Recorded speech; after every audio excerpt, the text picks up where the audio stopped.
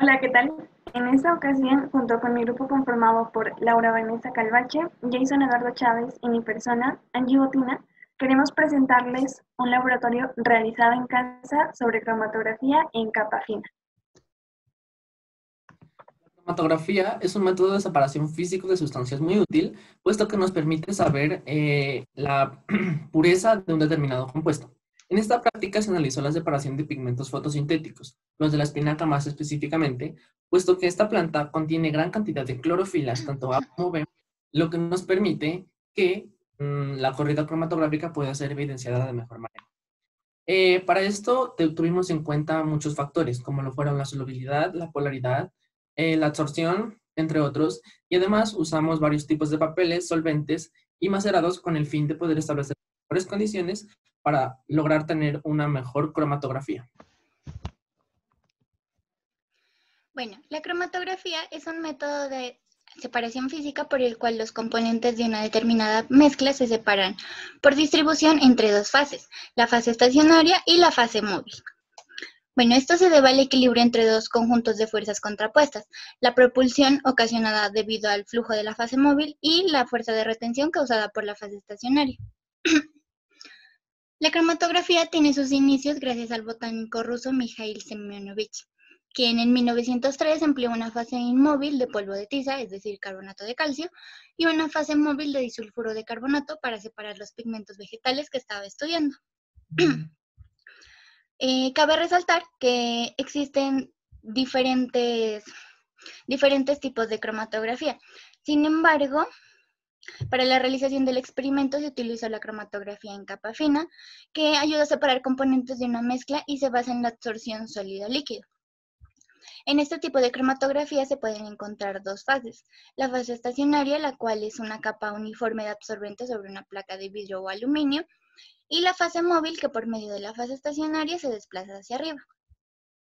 La velocidad del desplazamiento ascendente depende de la polaridad del material, de la fase sólida y del disolvente. Bueno, para la metodología lo hemos separado en dos pasos o en dos partes. La preparación del macerado, bueno, en esta parte se prepararon tres tipos de macerado: el macerado físico, el macerado abrasivo y el macerado con turgencia. En el macerado físico se trabajaron con 6 hojas de espinaca frescas sin agregar ningún otro tipo de sustancia. En el macerado abrasivo se trabajaron con 6 hojas de espinaca fresca, agregando una pequeña cantidad de agente abrasivo. Y en el macerado con turgencia se agregaron 6 hojas de espinaca fresca con una pequeña cantidad de sal, dejándola actuar por 5 minutos. Esto para que la sal se incorpore de manera correcta con la muestra. Bueno, se dejó reposar las 3 muestras por 10 minutos y se procedió a filtrar con ayuda de un algodón y se pasó a depositarlas en recipientes de plástico. En la segunda parte, que es la cromatografía sobre papel, haciendo uso de distintos disolventes, bueno, para el proceso de absorción de las muestras se emplearon 3 tipos de papel, que fueron el papel filtro, el papel de cocina y servilletas. Estos tipos de papel se trabajaron con una longitud de 10 centímetros de alto por 5 centímetros de ancho. Para marcar los puntos de muestra se dejó una distancia de 1 centímetro entre cada uno. O sea, 1 centímetro de aquí, para que estas no se toquen entre sí y no afecten los resultados. También se estableció una distancia de 6 centímetros de abajo hacia arriba para determinar el recorrido del disolvente. Bueno, una vez se colocaron los 3 tipos de muestras, se deja reposar hasta que los puntos de muestra se sequen por completo. Por otra parte, en la separación de los pigmentos se utilizaron 3 disolventes, que fueron alcohol, gasolina y removedor. Se agregó una cantidad de 2 mililitros de disolvente en 3 recipientes transparentes que tenían una altura similar a la del papel. Se introduce el papel que contiene los 3 tipos de muestra en el recipiente con disolvente, pero asegurándose de que éste no toque las muestras. Y una vez el disolvente sube la marca establecida anteriormente, es decir, el frente de la muestra, el frente del disolvente, perdón, se retira el papel y se deja secar. Para el análisis de resultados lo hemos dividido en 3 partes, que consta primero en macerados, como se muestra en la pantalla.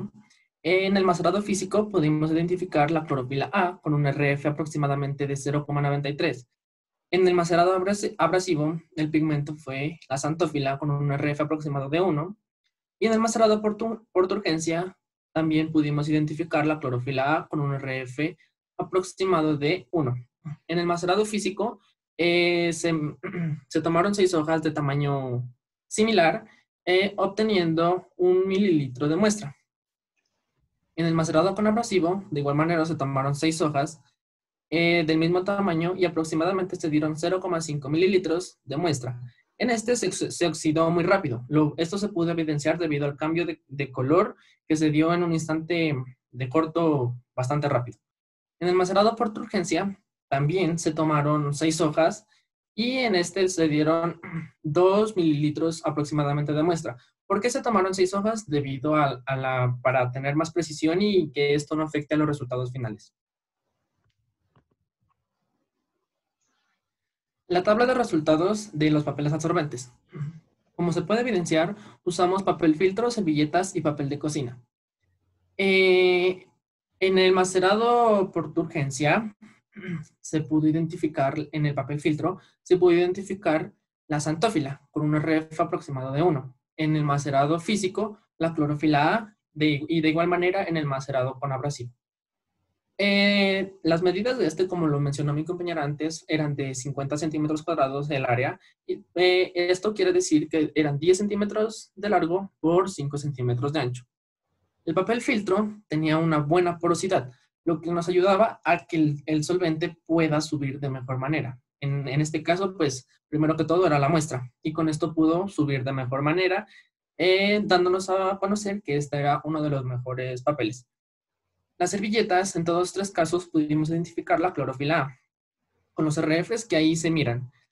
Y de igual manera tomamos la misma longitud y la misma área que se tomó con el papel filtro.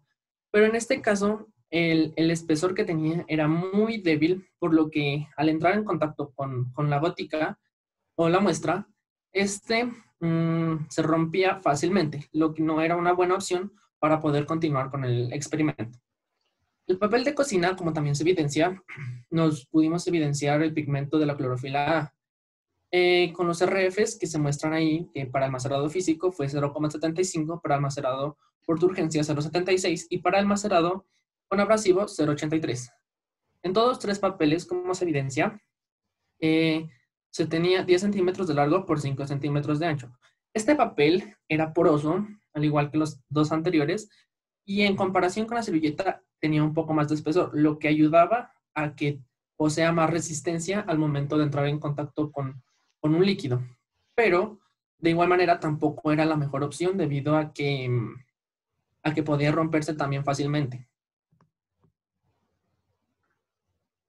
Y por último, los solventes. Los usados fueron alcohol verde, removedor y gasolina.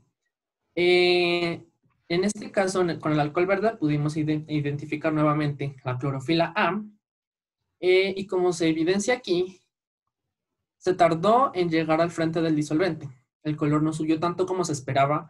A medida que avanzaba, se iba haciendo a una tonalidad muy clara, casi imperceptible. Es decir, que el alcohol no es como la mejor opción al momento de realizar una cromatografía en capa fina. El removedor.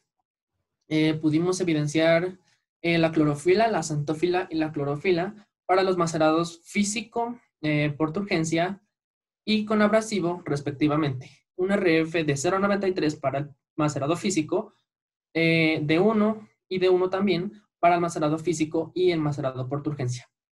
El removedor permitió que pues, ascendiera de manera más rápida, es decir, que llegara con más velocidad o se demorara menos tiempo hasta llegar al frente del disolvente. ¿Esto qué nos permitió concluir? Además de separar sus colores óptimos, dio a saber que es tal vez el mejor solvente usado de los que empleamos nosotros, puesto que logró separar mucho más los colores o los pigmentos, por decirlo así, con los otros solventes utilizados. La gasolina, como se evidencia también, en todos 3 casos se pudo evidenciar la clorofila A. con los RFs correspondientes y los colores que ahí se pueden apreciar. Este también presentó una buena esparción de los pigmentos, pero en comparación con el removedor, podríamos decir que debido a sus componentes, este no podría compararse un poco, debido a que, aunque sí separó los pigmentos como se debiera, el removedor nos permitió evidenciar que fue con mucha más claridad todos los colores que ahí se evidenciaban. Teniendo en cuenta la tabla con los resultados de los experimentos, procedemos al análisis de resultados. En este tomamos 3 apartados, los cuales son: primero, la separación de pigmentos fotosintéticos; segundo, el papel empleado para la cromatografía; y el tercero, la evaluación de disolventes en la separación de pigmentos. La separación de pigmentos fotosintéticos mediante cromatografía en capa fina. Cabe resaltar que existen varios tipos de pigmentos, pero las clorofilas son con toda seguridad el pigmento biológico más abundante en la Tierra, y debe su color verde a su capacidad de absorber las fracciones roja y azul de la luz solar, transmitiendo los demás colores cuya mezcla se aprecia en diversos tonos de verde. En el proceso de cromatografía se pueden evidenciar 4 clorofilas distintas: la A, la B, la C y la D. Pero en este caso vamos a profundizar más en la clorofila A y en la clorofila B. La clorofila A constituye de manera aproximada el 75% de toda la clorofila de las plantas verdes, estando presente también en las algas verde azuladas y en células fotosintéticas más complejas. Y la clorofila B es un pigmento accesorio presente en vegetales y otras células fotosintéticas complejas. Esta absorbe luz de una longitud de onda diferente y transfiere la energía a la clorofila A, que se encarga de transformarla en energía química. Se puede deducir entonces que la espinaca posee una coloración verde gracias al pigmento ya mencionado, la clorofila A y la clorofila B, siendo estos los más presentes en los resultados del experimento. Cabe resaltar que los pigmentos clorofílicos son insolubles en el solvente universal llamado agua, pero sí son solubles, a esto se le llama afinidad química, en solventes orgánicos como por ejemplo el alcohol etílico y la acetona. Al ser solubles en compuestos de origen orgánico, permite que al unirse exista una reacción entre la clorofila y un determinado compuesto, dando la posibilidad de que quizá esta sea una causa por la cual se pueden evidenciar diferentes fases o color. En el segundo apartado, el papel empleado para la cromatografía, existen diversas características para considerar a un papel ideal. Y es el que posea un buen porcentaje de celulosa y desde el punto de vista operacional, en algunos casos, el que se lava previamente, dependiendo de la naturaleza de la muestra.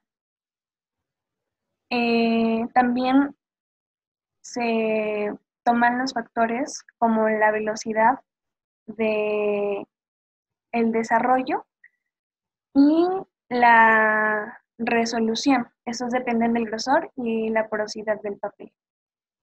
Para el experimento tomamos 3 papeles, los cuales son el papel filtro. Este tiene una estructura básica conformado por fibras de algodón elaboradas con celulosa. Y este posee agujeros o poros, así como diferentes grados de porosidad y diferente tamaño de poros. A mayor cantidad de poros y mayor tamaño, el flujo o eficiencia de filtración también será mayor. El papel absorbente, el cual también es elaborado con celulosa, que puede ser virgen o reciclada. Se blanquea a veces durante el proceso de producción para hacerlo más blanco. Y durante el proceso de producción se añade resina para mejorar la fuerza cuando está mojado. Los papeles absorbentes se clasifican por sus propiedades principales, tales como fuerza, absorción, peso y grosor. En la servilleta con celulosa de 3 capas, esta tiene más cuerpo y es más resistente.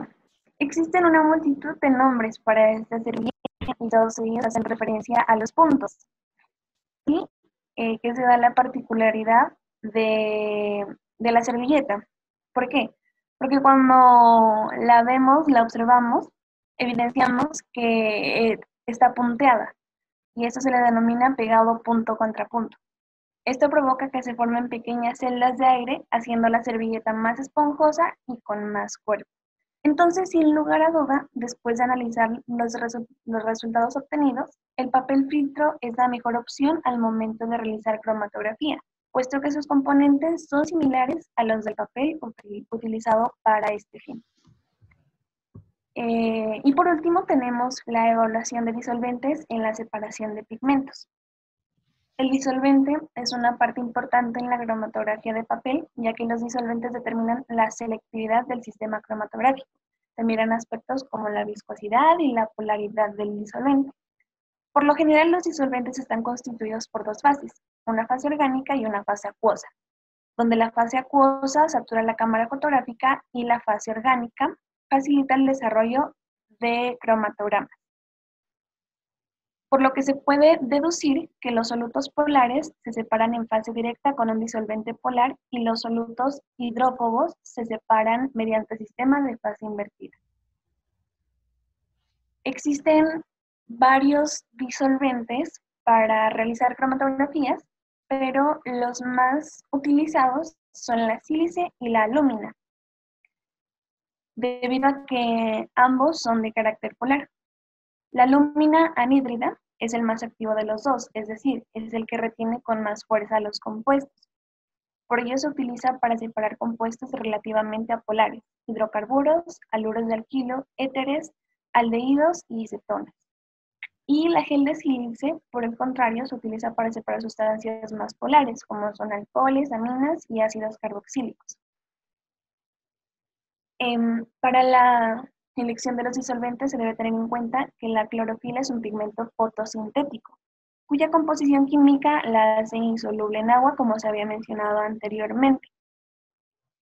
Entonces, para extraer la clorofila de las hojas, el proceso debe realizarse con solventes orgánicos, es decir, con compuestos a base de carbono, hidrógeno y oxígeno, como el alcohol, la gasolina y la acetona.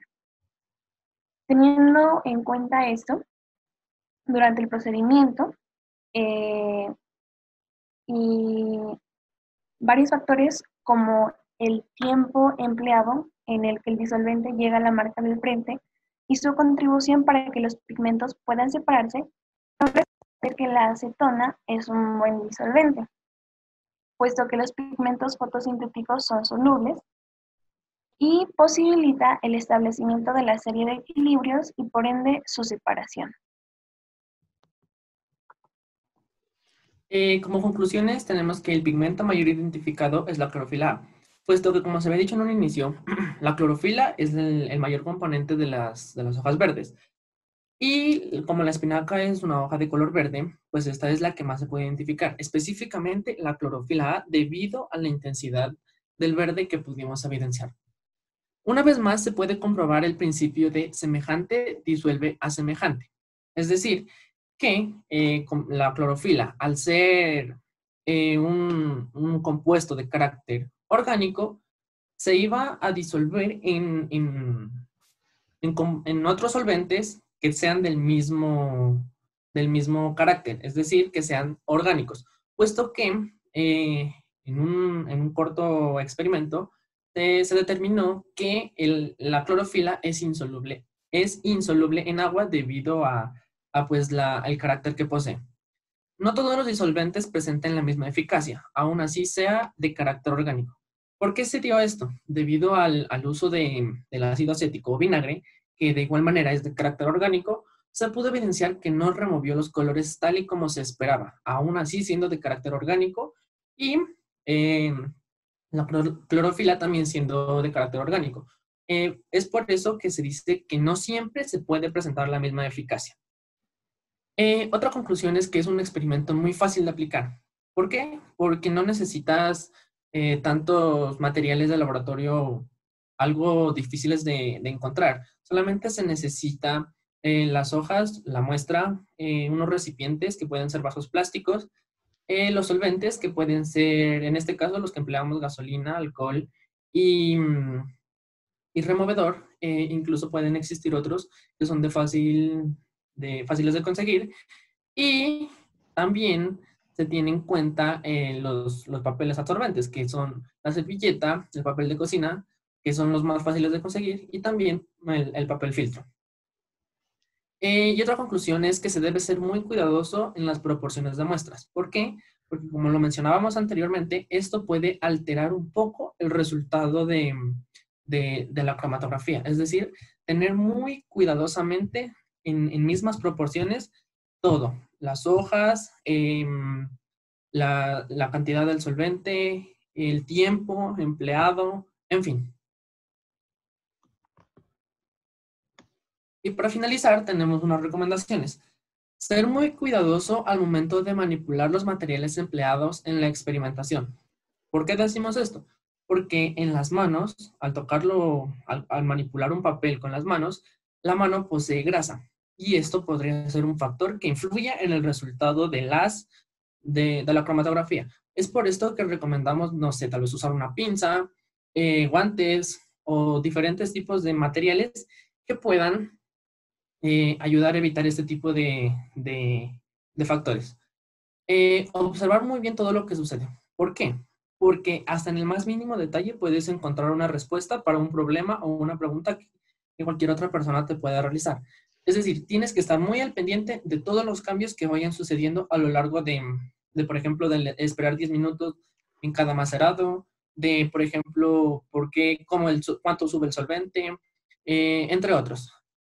Es bueno tener unos conocimientos previos. ¿Por qué?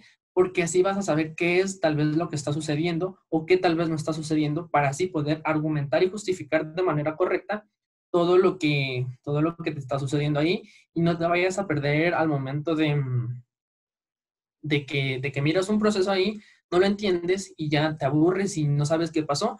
Es por eso que se recomienda tener conocimientos previos. Y como se muestra en la imagen, estos son una protección que es recomendable, muy recomendable usarla. Uno, porque los guantes son muy útiles porque al momento tal vez de usar los solventes, en este caso fueron un poco no tan fuertes, pero si se los usa, por ejemplo, unos más fuertes, es recomendable usarlos. ¿Por qué? Porque al estar expuestos a mucho tiempo en estos, te pueden causar daños en la piel. De igual manera, gafas. ¿Por qué? Porque cualquier salpicadura del solvente puede caerte en los ojos y te puede lastimar muy gravemente. Un traje, una bata, pues es algo común y corriente que, no común y corriente, sino pues algo muy útil que te puede ayudar a prevenir lesiones en los brazos, en el estómago o en extremidades, aparte de las que más principalmente se usan en esto. Y esto es todo. Esperamos que te haya servido y te agradecemos por toda la atención prestada. Gracias. Gracias.